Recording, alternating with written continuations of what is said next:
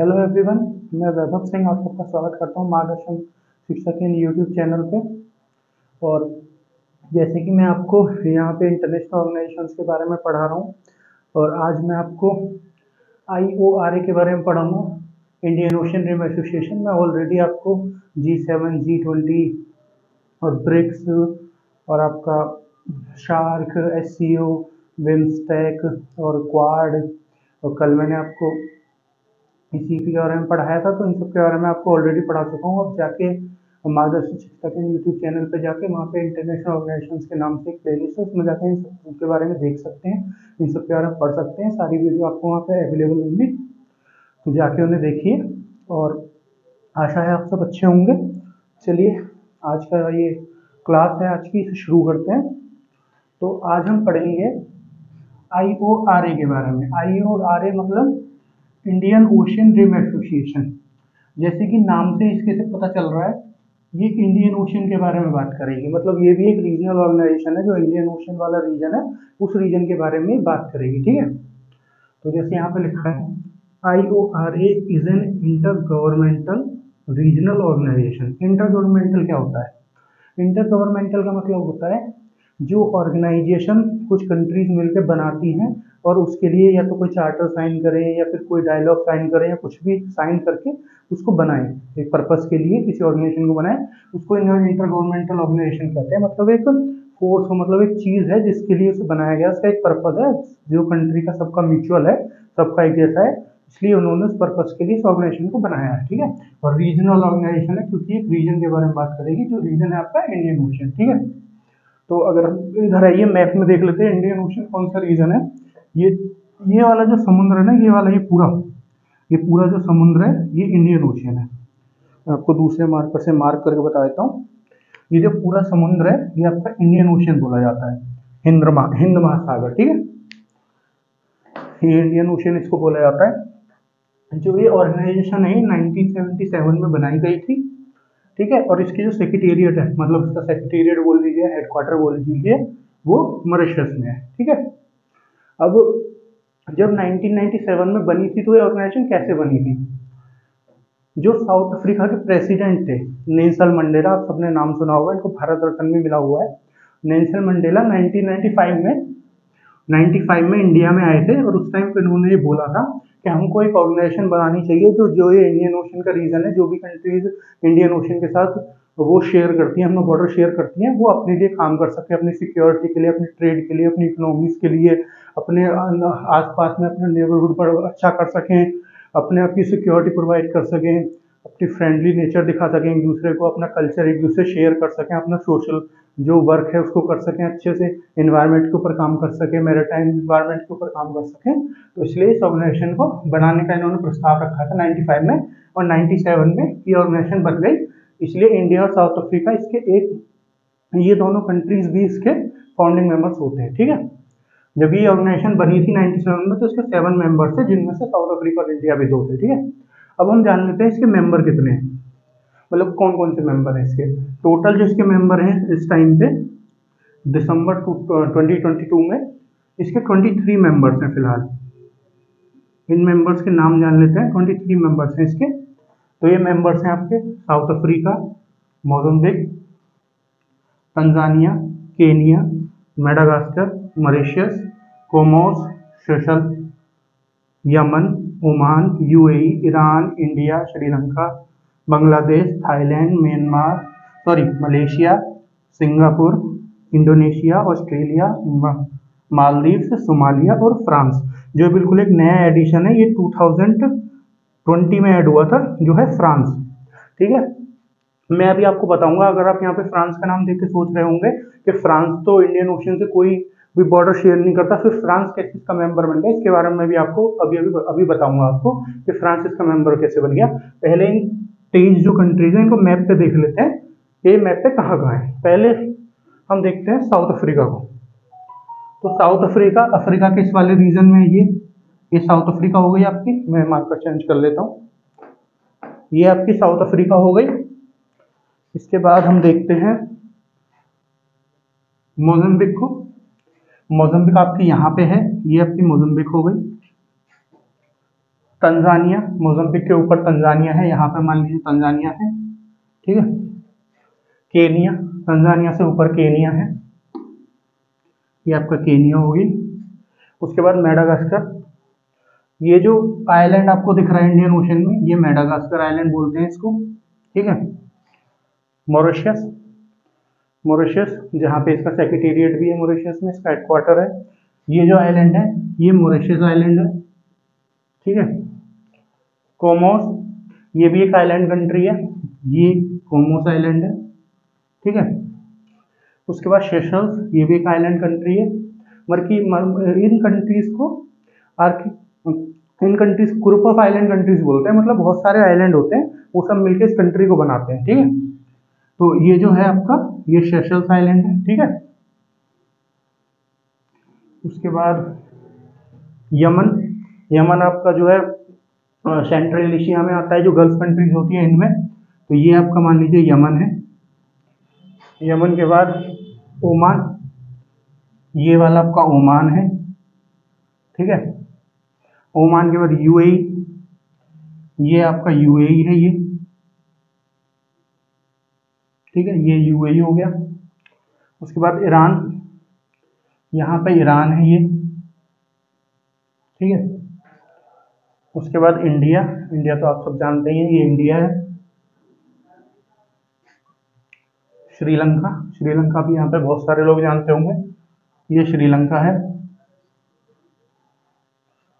उसके बाद बांग्लादेश, बांग्लादेश भी बहुत सारे लोग जानते होंगे यहाँ पे बांग्लादेश है।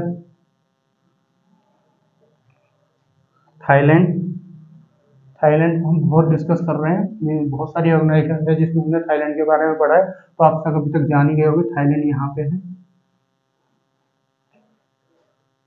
मलेशिया, यहीं पे मलेशिया है। सिंगापुर, यहाँ पे सिंगापुर है, ठीक। उसके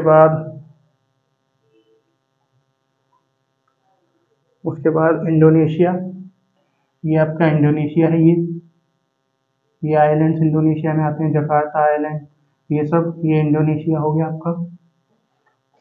उसके बाद ऑस्ट्रेलिया, ये ऑस्ट्रेलिया है आपका। ऑस्ट्रेलिया के बाद मालदीव, ये आपको दिख रहा है, ये ग्रुप ऑफ आइलैंड, ये छोटा सा इंडिया के बराबर में, ये आपका मालदीव्स है, ठीक है। मालदीव्स के बाद सोमालिया, सोमालिया है आपका, यहाँ पे आता है सोमालिया, ठीक है। ये सोमालिया है, इसको हॉर्न ऑफ अफ्रीका बोलते हैं, हॉर्न ऑफ अफ्रीका। हॉर्न का मतलब होता है सींग, तो ये पूरा अफ्रीका कॉन्टिनेंट है, उसमें सींग की तरह निकला हुआ है, इसलिए इसको हॉर्न ऑफ अफ्रीका बोलते हैं। तो इस हॉर्न ऑफ अफ्रीका में ये सोमालिया आता है, ठीक है। दो कंट्री और आती है, इथरी का आपकी दो कंट्री और आती है, और ये सोमालिया भी इसी में आता है, ठीक है। फ्रांस, वैसे तो फ्रांस आपका यहाँ पे यूरोप में है, ठीक है, बट अब मैं आपको बताता हूँ कि ये यहाँ पे इंडियन ओशन के साथ कोई बॉर्डर शेयर नहीं करता, फिर भी फ्रांस उस ग्रुप का मेंबर क्यों है। ये आइलैंड देख रहे हैं आप, इस आइलैंड को बोलते हैं रीयूनियन आइलैंड, ठीक है, इसको रीयूनियन आइलैंड बोलते हैं। ये जो आइलैंड है, ये फ्रांस की ओवरसीज टेरिटरी कहलाता है। ओवरसीज टेरिटरी क्या होता है, मतलब ये फ्रांस से ऐसे मतलब लैंड वाइज नहीं जुड़ा हुआ है। ओवरसीज का मतलब क्या होता है, ओवरसीज का तो इसकी वर्ड का मतलब ही समझ पा रहे होंगे, इसको हिंदी में कन्वर्ट करें, ओवरसीज मतलब एक सी को पार करके, ठीक है, सी को पार करके उसको ओवरसी बोलते हैं। तो ये बहुत दूर है फ्रांस से, सी पार कर रखा है इन्होंने, तो इसलिए इसको ओवरसी टेरिटरी बोलते हैं। ये एक टाइम पे फ्रांस की टेरिटरी हुआ करती थी, जब फ्रांस ने इस पर कब्जा किया हुआ था। ये अभी भी फ्रांस की टेरिटरी है, फ्रांस ने इससे पूछा हुआ है, लेकिन इसको आज़ादी नहीं चाहिए, इसलिए ये फ्रांस की अभी भी टेरिटरी है, फ्रांस के अंडर ही आती है, ठीक है। रीयूनियन जो है, तो ये इंडियन ओशन में है, इसलिए जो आपका फ्रांस है वो भी इस ग्रुप का मेंबर है, ठीक है। तो ये इसके 23 मेंबर हो गए, 23 मेंबर्स हो गए, ठीक है। अब हम जानते हैं इसके डायलॉग पार्टनर से कुछ, ये इसके 8 डायलॉग पार्टनर्स हैं, इनके बारे में जानते हैं। डायलॉग पार्टनर्स क्या होते हैं, डायलॉग पार्टनर्स होते हैं, ये इस ग्रुप के किसी भी ग्रुप के जो डायलॉग पार्टनर्स होते हैं, वो मतलब होता है उनका कि ये उस ग्रुप के मेन मेंबर्स नहीं होते हैं, लेकिन इनका कोई इंटरेस्ट होता है उस एरिया में, जिस एरिया में वो ग्रुप होता है, इसलिए ये उस ग्रुप के साथ मतलब जब भी कोई इनकी मीटिंग होती है या कोई भी ऑर्गेनाइजेशन कुछ भी ऑर्गेनाइज करते हैं तो वहाँ पे ये लोग जाते हैं अपने इंटरेस्ट के लिए। इनका कोई इंडिविजुअल इंटरेस्ट होता है, ठीक है, लेकिन ये इसके परमानेंट मेंबर्स नहीं होते हैं ग्रुप के, ठीक है। तो जो डायलॉग मेंबर्स हैं इसके 8 ये डायलॉग मेंबर्स हैं इसके, ठीक है।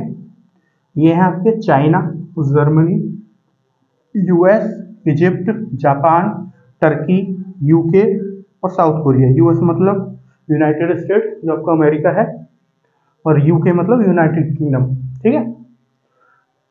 यहाँ पर आपके यूनाइटेड किंगडम में 4 कंट्रीज आती हैं, मैं आपको बता देता हूँ। यूनाइटेड किंगडम में 4 कंट्रीज आती हैं, जैसे आपकी इंग्लैंड, वेल्स और आपकी स्कॉटलैंड और आपकी नॉर्थ आयरलैंड, ठीक है। तो ये आपका यूके है, ठीक है। अब हम देख लेते हैं इस ग्रुप का ऑब्जेक्टिव क्या है, ठीक है। इस ग्रुप को क्यों बनाया गया है, क्या ये ग्रुप किस चीज पे फोकस करता है, ठीक है। ग्रुप बोल दो, एजेंडा बोल दो, मैं आपको वीडियोस में एजेंडा बोल के बताता हूँ। आज मैंने यहाँ पे ग्रुप लिख दिया है, ठीक है। तो इस ग्रुप का एजेंडा क्या है, ठीक है। पहला इस ग्रुप का एजेंडा है to promote balance development and sustainable growth in the region. जो ये रीजन है आपका इंडियन ओशन वाला, जितनी भी कंट्रीज रीजन में आती हैं इंडियन ओशन वाले में, ये सब कंट्रीज आपस में बैलेंस ट्रेड कर सकें, मतलब एक बैलेंस ट्रेड कर सकें, बैलेंस एक दूसरे को डेवलप कर सकें। ऐसा ना हो कोई बहुत फायदा उठा रही है, कोई नहीं उठा पा रही। तो एक सस्टेनेबल वे में आपस में कंट्री एक दूसरे की ग्रोथ में हेल्प कर सकें, एक दूसरे को डेवलप होने में मदद कर सकें। ये इस ग्रुप का पहला ऑब्जेक्टिव है, ठीक है। दूसरा objective to increase economic cooperation and provide opportunities for the countries in the region. यहाँ पे इन द रीजन, जिन कंट्रीज की यहाँ पे बात हो रही है वो जो रीजन वाली कंट्रीज है, इंडियन ओशन रीजन वाली कंट्रीज, उनकी बात हो रही है, ठीक है। तो इकोनॉमिक कोऑपरेशन बढ़ सके। इकोनॉमिक कोऑपरेशन का मतलब आपस में सब बात कर सकें ट्रेड के लिए। कोई भी इनको, जैसे मान लीजिए कोई रूल लाना है कि ऐसे ट्रेड होगा, कितना टैरिफ होगा, किस तरह से इम्पोर्ट एक्सपोर्ट होगा, किस तरह से इन्वेस्टमेंट होगी, इन सब के बारे में ये लोग आपस में बात कर सके, ठीक है। तो इकोनॉमिक कोऑपरेशन एक दूसरे के साथ कर सकें, ठीक है। और जो भी अपॉर्चुनिटीज आती हैं एक दूसरे के साथ वो शेयर कर सकें, चाहे वो ट्रेड के मामले में हो, चाहे डेवलपमेंट के मामले में, ग्रोथ के मामले में हो, ठीक है। सब अपॉर्चुनिटीज को एक दूसरे के साथ शेयर कर सकें, एक दूसरे को प्रोवाइड कर सकें, ठीक है।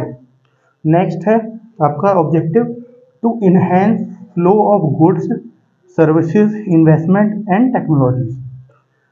जो भी गुड्स एक दूसरे शेयर कर रहे हैं, मतलब कोई सामान इंपोर्ट एक्सपोर्ट कर रहे हैं, एक दूसरे को दे रहे हैं, किसी से ले रहे हैं, है ना। कोई सर्विस चाहे किसी से दे रहे हैं, किसी से ले रहे हैं, ठीक है। चाहे कोई इन्वेस्टमेंट है, इन्वेस्टमेंट मतलब पैसे की इन्वेस्टमेंट होती है, ठीक है। फिर टेक्नोलॉजी, किसी के साथ मेरे पास कोई टेक्नोलॉजी है, मेरी फ्रेंडली कंट्री है, इस ग्रुप में आती है, इस रीजन में आती है, उस कंट्री के साथ मुझे शेयर करना है।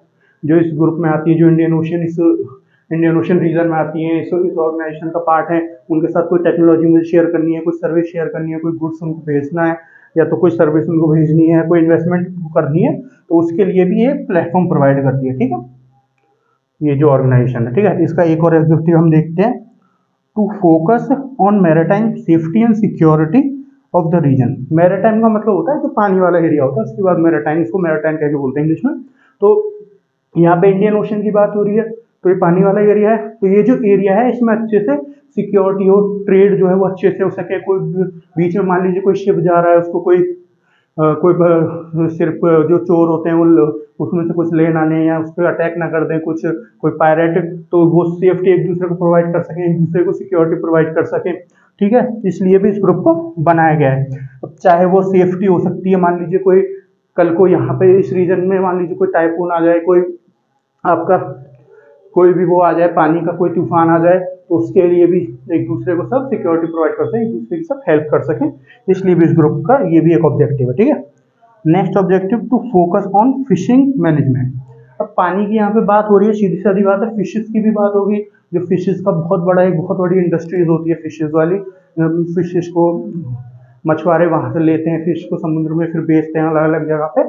तो उसको अच्छे से मैनेज करने के लिए भी इस ग्रुप को बनाया गया है, ताकि वो मतलब एक इसेंशियल, मतलब एक सस्टेनेबल वे में हो सके जितने की जरूरत है। ऐसा ना हो कि एक जगह की पूरी ही सारी ही फिश निकल गई, वहाँ पे है नहीं, जो फिश वहाँ की नेचुरल फिश थी वो वहाँ पे है ही नहीं, फिर इससे इन्वायरमेंट पे बहुत फर्क पड़ता है, मेरा टाइम इन्वायरमेंट पे। तो इसलिए भी जो मैनेजमेंट अच्छे से उसको मैनेज कर सके, ये ग्रुप इसलिए भी इस ग्रुप को बनाया गया, ठीक है।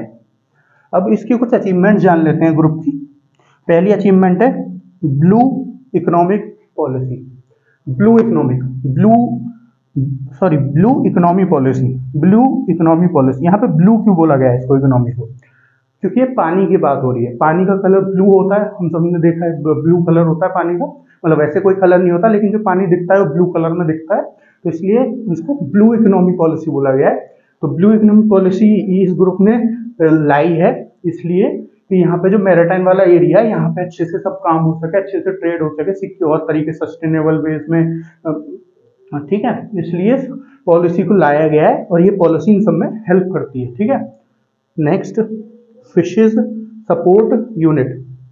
फिशरीज सपोर्ट यूनिट, मैंने अभी आपको बताया फिशिंग मैनेजमेंट में ये जो है यूज हो, ये ग्रुप बहुत हेल्प करता है, इसलिए इस ग्रुप को बनाया गया है। तो यहाँ पे ये एक यूनिट है, एक मतलब बॉडी बना दी गई है ताकि वो ये जो जितनी भी फिशिंग मैनेजमेंट हो रहा है, फिश जो भी फिशिंग करी जा रही है उस सब पे ध्यान रख सके। तो एक पर्टिकुलर बॉडी बना दी गई है ताकि ये बॉडी इसको ध्यान दे, इसको देखे, ठीक है। नेक्स्ट है आपका regional centre for science and technology transfer. Regional centre for science and technology transfer, कोई भी साइंस के एरिया में काम करना है, कोई भी टेक्नोलॉजी बनानी है, उस टेक्नोलॉजी पे काम करना है, फिर टेक्नोलॉजी बन गई तो ट्रांसफर करनी है। जैसे एक कंट्री में बनी जो इस ग्रुप का पार्ट है, वो दूसरे इस ग्रुप का पार्ट की दूसरी कंट्री को भेजना चाहती है, वो टेक्नोलॉजी बेचना चाहती है, शेयर करना चाहती है, तो उसके लिए एक सेंटर है, ठीक है। इसको बनाया गया है ताकि यहाँ पे साइंस का टेक्नोलॉजी का सारा काम हो सके और आगे जो ट्रांसफर करना है नहीं करना उसके बारे में सारे काम हो सकते हैं, हो सके, इसलिए इस ग्रुप को बनाया है, ठीक है। ये इसके कुछ अचीवमेंट्स हैं IORA के, इंडियन ओशन रिम एसोसिएशन के। अब हम देखते हैं इंडिया का क्या रोल है इसमें, ठीक है। इंडिया का क्या रोल है, मतलब इंडिया की क्या इंपॉर्टेंस है इस ग्रुप के लिए और इंडिया के लिए इस ग्रुप की क्या इंपॉर्टेंट है, ठीक है। पहले हम जानते हैं इंडिया के लिए इंडियन ओशन की क्या इंपॉर्टेंस है, ठीक है। अगर हम यहाँ पे देखें ध्यान से, हम सबने पढ़ा भी है, जो इंडिया है वो तीनों तरफ से पानी से घिरा हुआ है और ये पूरा का पूरा इंडियन ओशियन, ठीक है। इंडिया जो पानी से घिरा हुआ है तीनों तरफ से, पेनिसुला बोलते हैं, जो तीनों तरफ से पानी से घिरा होता है उसको पेनिसुला बोलते हैं। इंडिया यहाँ तीनों तरफ से पानी से घिरा हुआ है और जो घिरा हुआ है उस समुद्र का नाम है, वाटर बॉडी का नाम है इंडियन ओशन, ठीक है। तो वैसे भी इंडिया के लिए बहुत जरूरी है। इंडिया का जितना भी ट्रेड होता है, यहाँ से जितने भी पोर्ट है सब इंडियन ओशन में जितना भी ट्रेड होता है, इंडिया का 80% जो ट्रेड होता है वहीं से होता है, 80-90% ट्रेड। तो इंडिया के लिए इंडियन ओशन बहुत जरूरी है। इंडिया के जितने भी ऑयल इम्पोर्ट्स होते हैं वो भी यहीं से होते हैं, कोई और भी काम होता है वो यहीं से होता है इंडियन ओशन से। तो इंडिया के लिए बहुत जरूरी है इंडियन ओशन, ठीक है। ये इंडिया के लिए इंपॉर्टेंस है इंडियन ओशन की। अब हम देखते हैं इंडिया क्या रोल प्ले करता है इस ऑर्गेनाइजेशन में, इंडियन ओशन रिम एसोसिएशन में। पहला, India's Sagar programme. Sagar programme क्या है, पहले इसकी फुल फॉर्म जान लेते हैं। Security and growth for all in the region. Sagar programme का मतलब है, वैसे सागर का हम हिंदी में मतलब देखें तो सागर को इंग्लिश में, मतलब हिंदी में सागर बोलते हैं समुद्र को, ठीक है। ये इसका एक पर्यायवाची हो गया समुद्र का सागर, ठीक है। तो यहाँ पे सागर की फुल फॉर्म है security and growth for all in the region. तो जैसे कि आप इसकी फुल फॉर्म से समझ पा रहे होंगे कि जो पूरा रीजन है उसकी सिक्योरिटी के लिए, उसके ग्रोथ के लिए, जो भी पूरा रीजन है उसमें जितनी भी कंट्रीज हैं उन सब के लिए उनकी सिक्योरिटी और उनकी ग्रोथ के लिए एक प्रोग्राम, ठीक है, जो इंडिया का है। तो इंडिया ये प्रोग्राम इस ग्रुप को दे सकता है जिससे इंडिया जितनी भी कंट्रीज उनकी हेल्प कर सके, इस यहाँ पे अच्छे से काम करने के लिए उनको सिक्योरिटी प्रोवाइड कर सके, उनको ग्रोथ प्रोवाइड कर सके और उनसे अपनी भी हेल्प ले सके और उनकी भी मदद कर सके, ठीक है। दूसरा, इंडिया का role, India information fusion centre in Gurgaon. India ने ये एक फ्यूजन सेंटर इंडिया ने गुड़गांव में बनाया हुआ है। इसका क्या काम है, ये जो इंफॉर्मेशन फ्यूजन सेंटर है इसका काम है कि जो भी यहाँ पे हलचल हो रही है ना पूरे इंडियन ओशन में, उसकी सबकी इंडिया को रियल टाइम में जानकारी हो। रियल टाइम का मतलब जो हो रहा है जब की इंडिया को जानकारी हो, बिल्कुल लाइव इंडिया सबको समझ रहा है, देख रहा है और इन सब कंट्रीज की भी इसमें मदद कर रहा है, ठीक है। तो ये इसलिए भी इस ग्रुप की जो है इंडिया की इंपॉर्टेंस है इस ग्रुप के लिए, ये इंडिया इस ग्रुप को दे रहा है, ठीक है, इन कंट्रीज की सबकी मदद कर रहा है। फिर तीसरा, major power of the region. जो आपका इंडिया है ये बहुत मेजर पावर है इस रीजन की। इस पूरे रीजन की बात करें, यहाँ पे थर्ड लार्जेस्ट इकोनॉमी है इंडिया, पर थर्ड लार्जेस्ट जीडीपी है। बहुत ट्रेड इंडिया का यहाँ से होता है, इंडिया बहुत सारी कंट्रीज की यहाँ पे मदद करता है, ठीक है। तो इंडिया एक बहुत मेजर पावर है, तो इसलिए भी इस ग्रुप में इंडिया की बहुत इंपॉर्टेंस है, ठीक है, क्योंकि इस ग्रुप को अच्छे से अच्छा रखने के लिए जो बड़ी बड़ी इकोनॉमीज है उन सबकी जरूरत है। तो इंडिया एक बहुत बड़ी इकोनॉमी है इस ग्रुप में, इस रीजन में, इसलिए इंडिया बहुत इंपॉर्टेंट है इस ग्रुप के लिए। Next, India's official policy of coordination, cooperation and partnership. जो इंडिया है वो एक पॉलिसी को फॉलो करता है इस रीजन में, जो है एक दूसरे के साथ हम कोऑर्डिनेशन अच्छा रखें, अपना कोऑर्डिनेशन अच्छा रखें, एक दूसरे के साथ जो भी काम कर रहे हैं उसको एक दूसरे को बता के एक दूसरे की म्यूचुअल अंडरस्टैंडिंग के साथ करें, कोऑपरेशन करें एक दूसरे के साथ, मतलब कोई भी काम हो रहा है एक दूसरे की हेल्प करें, कोऑपरेट करें एक दूसरे के साथ, पार्टनरशिप अच्छी रखें एक दूसरे के साथ। जो भी इस ग्रुप में जितने भी ये मेंबर हैं, जितने भी आसपास कंट्रीज हैं, उन सबके साथ पार्टनरशिप अच्छी रखें, उन सबके साथ काम ट्रेड अच्छे से हो सके, चाहे वो पीपल टू पीपल रिलेशन हो, चाहे वो ट्रेड रिलेशन हो, चाहे सोशल रिलेशन हो, चाहे वो कल्चर रिलेशन हो, सब अच्छे से हो सके। तो इसलिए भी ये भी इस ग्रुप में इंडिया का एक रोल है, ठीक है। अब हम देख लेते हैं ये कुछ रोल है इंडिया के इस ग्रुप में, ये चार। अब हम आगे देख लेते हैं इंडिया के लिए इंडियन ओशन में रिसेंट डेवलपमेंट क्या क्या हुई है। ये जो पूरा इंडियन ओशन है इसमें क्या क्या डेवलपमेंट इंडिया के लिए हुई है, इंडिया ने क्या क्या फायदा, मतलब इंडिया के लिए क्या क्या फायदे वाली चीज हुई है इंडियन ओशन में पिछले कुछ सालों में, ठीक है। पहले हम देखते हैं India and Seychelles agree to develop a naval base at Assumption Island. Seychelles मैंने आपको बताया, इंडिया आप सबको पता ही है, ये सेशल्स है, ये इंडिया है, यहाँ पे आपका ये रहा इंडिया है। इन ये दोनों एग्री हो गए हैं कि एक इसका आइलैंड है, ये बहुत सारे आइलैंड है, सबके अलग अलग नाम है, तो यहीं पे इसका एक आइलैंड है जिसका नाम है अजम्पशन आइलैंड। सेशल्स का एक आइलैंड है जिसका नाम है, सेशल्स कंट्री है और इसी अलग अलग आइलैंड से मिलकर बनी है, तो उन्हीं आइलैंड में से एक आइलैंड का नाम है अजम्पशन आइलैंड। वहां पे इंडिया ने और सेशल्स ने एक डील साइन कर दिया कि इंडिया अपना यहाँ पे नेवल बेस बना सकता है, ठीक है। अब उससे इंडिया को क्या फायदा, नेवल बेस बना के इंडिया मान लीजिए यहाँ से निकला और समुद्र इतना बड़ा है, अब मान लीजिए कोई खराबी हो गई, कोई फ्यूलिंग भरवाना हो, कोई फ्यूल भरवाना हो, जो भी आपके शिप वगैरह हैं, तो वहां पे इंडिया को फिर ज्यादा दूर नहीं जा पाएगा, जितना फ्यूल होगा उतना जाके फिर वापस जाना होगा इंडिया को। तो अगर इंडिया का यहाँ पे एक नेवल बेस होगा तो इंडिया यहाँ तक आ सकता है, यहाँ फ्यूल भरवा के और आगे जा सकता है, ठीक है। तो इसलिए इंडिया के लिए यहाँ पे नेवल बेस होना बहुत इंपॉर्टेंट पार्ट प्ले करता है इंडिया का इंडियन ओशन में। तो ये एक डेवलपमेंट है जो इंडिया के लिए हुई है पिछले कुछ सालों में। फिर India sign deal with Singapore for India access to Changi naval base. ये जो नेवल बेस इंडिया बना रहा है अजम्पशन आइलैंड में, ये इंडिया पूरा स्क्रैच से बना रहा है, एक नया जो नया नेवल बेस है वो बना रहा है यहाँ पे। लेकिन ये जो चंगी नेवल बेस है सिंगापुर का एक नेवल बेस है, ठीक है। सिंगापुर की जो नेवी है उसका एक नेवल बेस होगा यहाँ पे, ठीक है। ये आपका सिंगापुर है, यहाँ पे उसका नेवल बेस होगा। तो वहां पे इंडिया ने डील साइन कर लिया सिंगापुर के साथ कि हमको भी इसका एक्सेस दे दो इसका।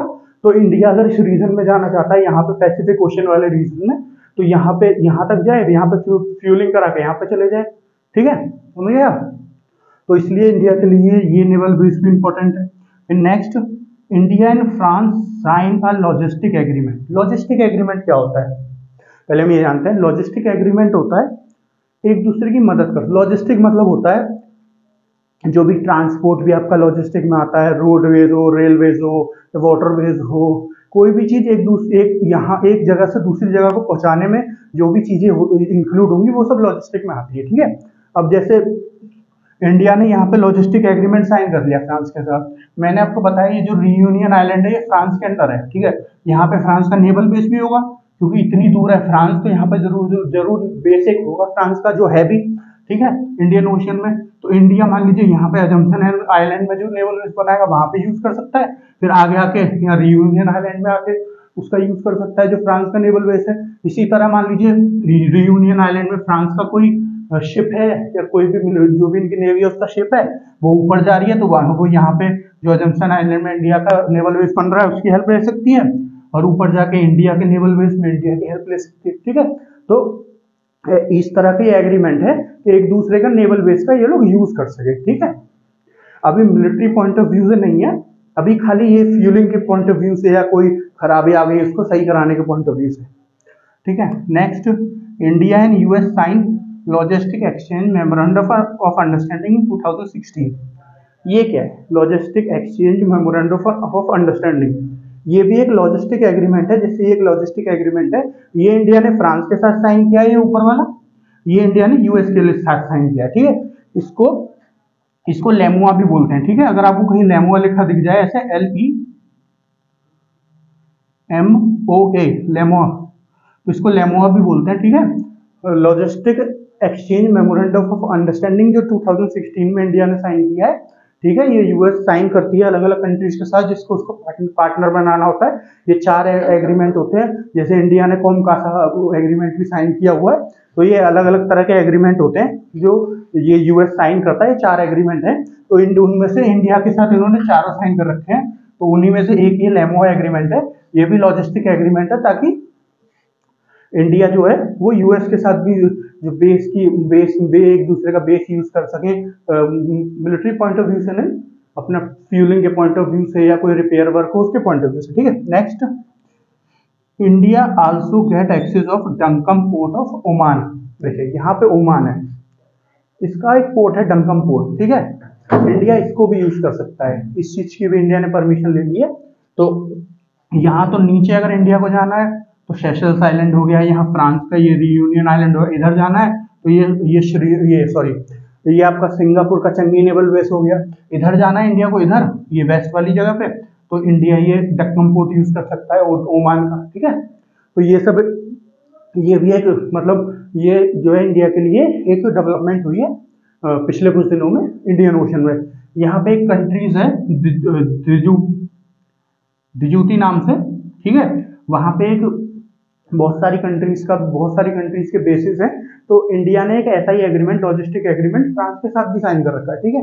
यहाँ पे फ्रांस का नेवल बेस है, तो इंडिया उसको भी यूज कर लेता है अगर इंडिया को इससे आगे जाना है, यहाँ पे रेड सी वाले एरिया में जाना है यहाँ पे, तो ठीक है।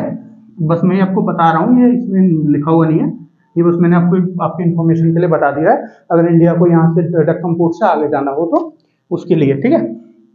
तो ये कुछ रिसेंट डेवलपमेंट है, ये 5 जो इंडिया के लिए इंडियन ओशन में हुई है पिछले कुछ सालों में, ठीक है। अब हम जान लेते हैं कुछ challenges, Indian ocean rim association के कुछ चैलेंजेस, क्योंकि कोई भी चीज परफेक्ट नहीं होती, कुछ ना कुछ चैलेंजेस, कुछ ना कुछ उसमें प्रॉब्लम हो जाती है, ठीक है। तो कुछ चैलेंजेस जान लेते हैं। डाइवर्स स्टेट्स, डाइवर्स ऑब्जेक्टिव, यहाँ पे स्टेट से बात हो रही है, कंट्रीज की, अलग अलग कंट्रीज। डाइवर्स का मतलब अलग अलग जो इनके ऑब्जेक्टिव, मतलब अलग अलग लोग हैं, ठीक है। डाइवर्स का मतलब डिफरेंट एरिया में अलग अलग लोग, ठीक है, उसको डाइवर्स बोलते हैं। जैसे इंडिया को एक बहुत डाइवर्स कंट्री बोलते हैं, क्यों बोलते हैं? क्योंकि बहुत सारे कल्चर यहाँ पे मिलते हैं, हर रिलीजन के लोग यहाँ पे मिल जाते हैं। कल्चर अगर आप साउथ में चले जाओ अलग कल्चर, नॉर्थ ईस्ट में चले जाओ अलग कल्चर, वेस्ट में चले जाओ तो गुजरात अलग कल्चर, नॉर्थ में कश्मीर में अलग, यूपी में अलग, हरियाणा में अलग, बिहार में अलग, वेस्ट बंगाल में अलग। तो इतना सारा कल्चर है इंडिया में, ये सब लोग एक साथ रहते हैं, इसीलिए जो है आपका उसको इंडिया को बहुत ही डाइवर्स कंट्री बोला जाता है, ठीक है। अब हम जानते हैं diverse state and diverse objective का यहाँ पे क्या मतलब है। इतनी सारी कंट्रीज ग्रुप का मेंबर है, 23 कंट्रीज, ठीक है। अब 23 कंट्रीज इस ग्रुप का मेंबर है, तो सब अपने अपने ऑब्जेक्टिव अलग अलग रखेंगी।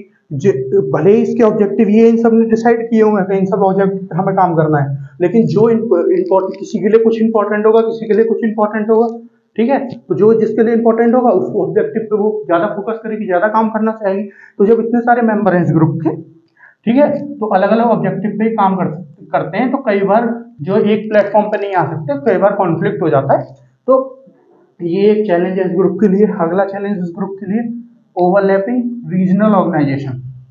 ओवरलैपिंग रीजनल ऑर्गेनाइजेशन, जैसे ये ग्रुप है आपका IORA, ये एक रीजन में काम करता है, इसी रीजन में और भी बहुत सारे छोटे छोटे जो ऑर्गेनाइजेशन है और वो भी होंगी, छोटे छोटे ग्रुप बने हुए होंगे, रीजनल ग्रुप जो इन कंट्रीज ने आपस में बना रखे होंगे। मान लीजिए इस ग्रुप में 23 कंट्रीज है, इनके बीच में काम नहीं हो पा रहा, मैंने पहले उससे बताया था, ठीक से काम नहीं हो पा रहा, तो जो कंट्रीज एक जैसा सोचती हैं उन्होंने साथ मिलकर एक ग्रुप बना लिया, ठीक है। और वो उस ग्रुप पे फोकस करेंगे जो उन्होंने साथ मिलकर बनाया, इस ग्रुप पे कम फोकस करेंगे, तो ये भी इस ग्रुप के लिए एक प्रॉब्लम है, ठीक है। Next, geopolitical disputes. Geopolitical disputes का मतलब कंट्रीज के बीच में आपस में डिस्प्यूट्स हैं, अलग अलग कंट्रीज के बीच में। जैसे हम यहाँ पे देखें, पाकिस्तान इस ग्रुप का मेंबर नहीं है, यहाँ पे पाकिस्तान है, इस ग्रुप का मेंबर नहीं है पाकिस्तान, ठीक है। पाकिस्तान इस ग्रुप का मेंबर नहीं है, ठीक है। अब क्यों नहीं है, मान लीजिए क्योंकि इंडिया भी नहीं चाहेगा इस ग्रुप का मेंबर हो पाकिस्तान, ठीक है। इसीलिए हो सकता है इस ग्रुप में जो भी, मान लीजिए चाइना ने यहाँ पे गादर पोर्ट है चाहे उसका पाकिस्तान का, वो चाइना ने ले लिया, वो इन कंट्रीज के लिए ठीक नहीं है। अगर ये कंट्रीज की, अगर चाइना कुछ करता है उल्टा सीधा काम, तो वो इन कंट्रीज के लिए सही नहीं है। पर अगर पाकिस्तान इसका मेंबर होता ग्रुप का, तो हो सकता है कि यहाँ पे पाकिस्तान जो ये इन कंट्री, ये सब कंट्री मिलकर बना लेती, पाकिस्तान को मना लेती कि पाकिस्तान चाइना को ये पोर्ट ना दे ये कंट्रीज, ठीक है। तो ये भी एक, ये जो है क्या कहते हैं, जियो पॉलिटिकल डिस्प्यूट, इसीलिए प्रॉब्लम है। चाहे हम पाकिस्तान इंडिया की बात कर लें, चाहे इंडिया चाइना की बात कर लें, ऐसे ही और भी कंट्रीज के बीच में आपस में डिस्प्यूट होंगे, तो ये भी इस ग्रुप की एक प्रॉब्लम है। मतलब इतना बड़ा ग्रुप है, इतने सारे मेंबर है, तो ये प्रॉब्लम तो होंगी, ठीक है। अब हम जान लेते हैं वे फॉरवर्ड, ये कंट्रीज आगे के लिए क्या कर सकती हैं तो इस ग्रुप को अच्छा करने के लिए, ठीक है, और अच्छा करने के लिए, और अच्छे से काम करने के लिए। Members need focus more on IORA। जो ये मेंबर्स हैं 23 मेंबर्स हैं, या कोई भी नया मेंबर और इंक्लूड होता है, ये सब मेंबर्स अलग अलग रीजनल ग्रुप्स पे फोकस ना करके इस ग्रुप पे ज्यादा फोकस करें, तो इस ग्रुप के लिए ज्यादा अच्छा होगा, ठीक है। अपन तो इस ग्रुप पे फोकस करके काम करें आपस में मिलकर, तो इस ग्रुप के लिए बहुत अच्छा होगा। दूसरा, required unique regional corporation initiative on blue economy. हमने यहाँ पे बात करी, इस ग्रुप ने एक इनिशिएटिव लाया ब्लू इकोनॉमी पॉलिसी के नाम से। ब्लू इकोनॉमी का मतलब यहाँ पानी में जो भी काम होना है उसके लिए, तो उसके लिए नए इनिशिएटिव लाने होंगे। ऐसा नहीं है कि बस ये ब्लू इकोनॉमी पॉलिसी ले आए उसके बाद उसमें कुछ काम ही नहीं हुआ। तो इसमें काम करने के लिए नए इनिशिएटिव लाने पड़ेंगे इस ग्रुप को, ताकि काम और अच्छे से हो सके और फ्लुएंटली हो सके और फ्लरिशली हो सके। नेक्स्ट आपका focus on port development, connectivity, coastal community development, ठीक है। तो इस ग्रुप को फोकस और ज्यादा करना होगा, नए पोर्ट्स बनाने होंगे ताकि अच्छे से कनेक्टिविटी हो सके, अच्छे से ट्रेड हो सके, अच्छे से ट्रांसपोर्टेशन हो सके। ज्यादा पोर्ट बनेंगे तो कनेक्टिविटी अच्छी होगी। जो जहाँ पे पोर्ट बना, मान लीजिए कोई एरिया है वो इतना डेवलप नहीं है, पर वहाँ पोर्ट बन गया तो वहाँ के जो लोग हैं उनको फायदा होगा, उनको नौकरी मिलेगी, वो एरिया डेवलप्ड होगा। तो जो कोस्टल मतलब जो समुद्र के किनारे वाली कम्युनिटी होती है उसको कोस्टल एरिया बोलते हैं, जो समुद्र के किनारे वाला एरिया होता है, और जो वहाँ पे लोग रहते हैं उसको कोस्टल कम्युनिटी वाले लोग बोलते हैं, ठीक है। तो जो कोस्टल कम्युनिटी है वहाँ पे डेवलपमेंट होगा, जो ज्यादा पोर्ट बनेंगे कनेक्टिविटी अच्छी होगी, ठीक है। Next, also include India's initiative project Sabrimala, India's initiative like also include India's initiative like project Sabrimala, सागर प्रोग्राम एक्सेट्रा। जो इंडिया के इनिशिएटिव्स हैं, जैसे इंडिया का सागर इनिशिएटिव में मैंने आपको यहाँ बताया था, आसपास में इसकी फुल फॉर्म से समझ में आ रहा, security and growth for all in the region. जो भी रीजन में आसपास कंट्री हैं वो सब आपस में मिलकर ग्रोथ कर सकें, अच्छा काम कर सकें, तो इस ग्रुप का ये भी एक काम है। तो ये ऐसे जो इनिशिएटिव है इंडिया के, उनको एक ऑब्जेक्टिव में इंक्लूड कर सकता है। ये जो ग्रुप है उनको ऑब्जेक्टिव में इंक्लूड कर सकता है। एक इंडिया का प्रोजेक्ट है Sagarmala project. Sagarmala project India का क्या है, इंडिया ने प्रोजेक्ट बनाया है कि नए पोर्ट्स बनाएंगे। ये जो इंडिया का ये वाला रीजन है, यहाँ पे जो भी समुद्र से घिरा हुआ है इंडियन ओशन से, वहां पे नए पोर्ट बना के उन सबकी कनेक्टिविटी को इंक्रीज करेंगे, अच्छे से बढ़ाएंगे। ये सागरमाला प्रोजेक्ट है। तो इंडिया के ऐसे प्रोजेक्ट या किसी और कंट्री के, इतनी सारे कंट्री ग्रुप हैं, इस ग्रुप के मेंबर है, उन सबका कोई ऐसा प्रोजेक्ट है उसको इसके ऑब्जेक्टिव्स में इंक्लूड करके और उस पर और फोकस कर सकते हैं, अगर बहुत अच्छा प्रोजेक्ट है तो कोई। अगर next, focus more on security of the region. Security पे और ज्यादा फोकस करना होगा इस ग्रुप को। सिक्योरिटी का मतलब है यहाँ पे चोरी चकारी से बचना होगा, ट्रेड अच्छे से हो, और फोकस सिक्योरिटी का मतलब है कोई समुद्र की दुर्घटना हो गई, इसमें जल्दी से जल्दी इसको सही कर सकें, उसको फोकस कर सकें, कम से कम दुर्घटना हो इस चीज पे फोकस कर सकें, और कोई पायरेट्स किसी शिप को लूट ना ले उस पर फोकस कर सकें, कंट्री के आपस के डिस्प्यूट है उनको रिजोल्व करने में फोकस कर सकें, ठीक है। कोई नेचुरल डिजास्टर आ गया उस पर फोकस अच्छे से कर सकें, उसको रिलीफ वर्क जो इसमें सब कंट्रीज मिलकर अच्छे से कर सकें, इस सब पे भी इस ग्रुप को फोकस करना होगा, ठीक है। तो ये इसके कुछ वे फॉरवर्ड है, ठीक है। तो आशा है फ्रेंड्स आप सबको ये सब समझ में आ गया होगा। एक बार ये बोर्ड देख लीजिए, आप ये पूरा ध्यान से देख लीजिए।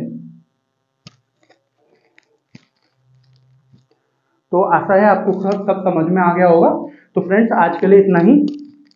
और आपको ये टॉपिक समझ में आ गया होगा। अगर कुछ समझ में नहीं आया तो आप उसको मेरे पास कमेंट करके मुझे बता सकते हैं, मैं आपको समझा दूंगा। ठीक है, मैं आपको बता दूंगा उसके बारे में। और प्रीवियस वीडियो देखने के लिए आप मार्गदर्शन शिक्षा के यूट्यूब चैनल पर जाके वहाँ पे एक आप हमारी प्लेलिस्ट है, वहाँ पर जाके आप उसमें देख सकते हैं। प्लेलिस्ट में जो इंटरनेशनल ऑर्गेनाइजेशन के नाम से प्लेलिस्ट है। ठीक है, और हमारे चैनल को सब्सक्राइब करिए, हमको सपोर्ट करिए, और हम ऐसी अच्छी अच्छी वीडियो आपके लिए लाते रहेंगे। तो फ्रेंड्स आज के लिए इतना ही, धन्यवाद।